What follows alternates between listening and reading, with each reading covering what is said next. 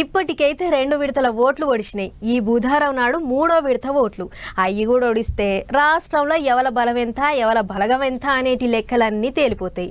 ఇప్పటికైతే అధికార పార్టీ వాళ్ళకే ఎక్కువ సీట్లు వచ్చినాయి. ఇక 3వ విడతల ఏమవుతుందో తెలిసినాక అంతోసారి పురాగా మాట్లాడుకుందాం. కానీ ఇప్పటికైతే కారు పార్టీ తరపుకించి పోటీ చేసి గెలిచిన సర్పంచ్ సాబ్ల ముచ్చట చెప్తాయి నూర్రి.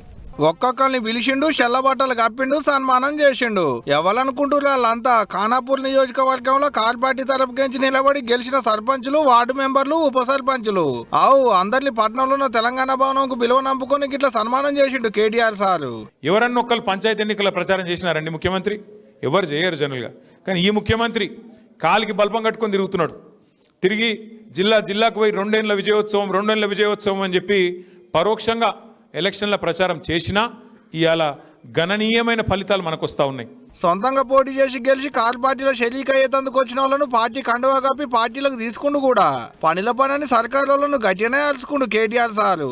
2 ఏళ్ళు అయితే నిజంగా తెలివి ఉంటే, నిజంగా ముఖం ఉంటే మనం చేసిన దానికంటే ఎక్కువ చేయాలి. మేము ఇగో ఈ పని చేసినాం కాబట్టి మాకు ఓటేయండి అని అడగాల. ఒక పచ్చి అబద్ధం. వెనకటికి ఎవడో ముఖం బాగాలేక అద్దం బల కొట్టిండట. ముఖం మంచిగా లేదు, ఏం చేయాలి? అద్దంలో మంచి కనబడతలేదు, ఆయనతో అద్దం బల కొట్టిండట. మంచిగా అయిపోతుంది ముఖం? నీకు నడపచాత కాక, స్కీములు అమలు చేసే తెలివి లేక కేసీఆర్ అప్లపాలు చేసిపోయిండు అని పచ్చి అబద్ధాలు. బీసీలకు 42% రిజర్వేషన్ అన్నారు కానీ ఆఖరికి 17%కే తగ్గించాలి అనేది కారు పార్టీ వాళ్ళు అంటున్న మాట. సర్పంచ్ ఓట్లలో కారు రువడి పెంచింది, వచ్చే ఎమ్మెల్యే ఓట్లలో కారు 100 మీద ఊరుకుంది, మేమే మళ్ళీ అధికారంలోకి వస్తామని వచ్చిండు కూడా. మొదటి విడతలో మనకు దగ్గర 40-45% సీట్లు ఇచ్చారు. 2వ విడతకి ఇంకా పెరిగింది కొద్దిగా. ఇక 3వ విడత వచ్చే వరకు ఆయన కాంగ్రెస్ వాళ్ళు భయపడి రేపు జిల్లా పరిషత్ పెట్టరో నాకైతే అనుమానమే కొడుతుంది. గుర్తు లేకుండా జరిగే ఎన్నికలనే గీపరిస్తున్నది. ఇక మరి కారు గుర్తు వచ్చిందనుకో, గులాబీ జెండా వచ్చిందనుకో, ఎట్లుంటుంది మరి? ఇక బుగులు పట్టుకుంది కాంగ్రెస్ వాళ్ళకు.